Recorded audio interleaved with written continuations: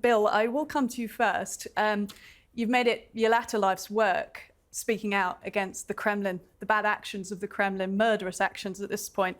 Tell us your reaction to the news today.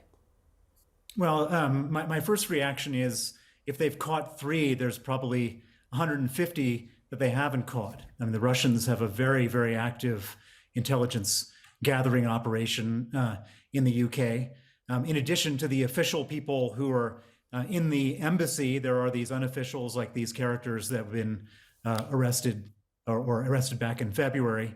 The other thing I would say is that it's not just these people that are doing Putin's dirty work in the UK.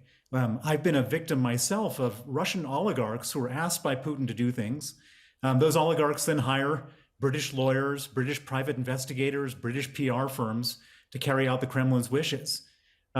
When you say we haven't been asleep at the wheel because we caught these people, these people have been active in the UK for 10 years.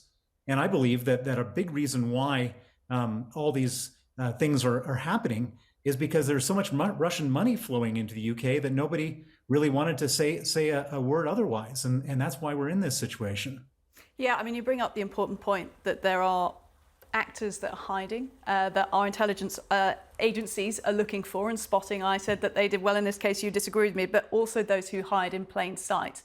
And this is the very relevant point of Russian interference, Russian funding, Russian money that comes into the United Kingdom, specifically London as well. I know this is a point that you are particularly concerned about because it's often the people that we're looking at day to day. It's newspaper owners, it's people in the House of Lords, it's everywhere. The scale of Russian influence in the United Kingdom is something quite shocking. And do you think that has changed at all since the onset of what I'm going to call the renewed invasion of Ukraine?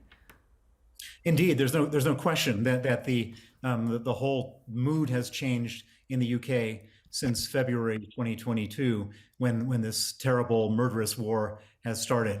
Things are completely different now than they were before. But the trouble is that the Russians had like 20 years to get their claws into us, and they're everywhere. I mean, and just you mentioned the House of Lords.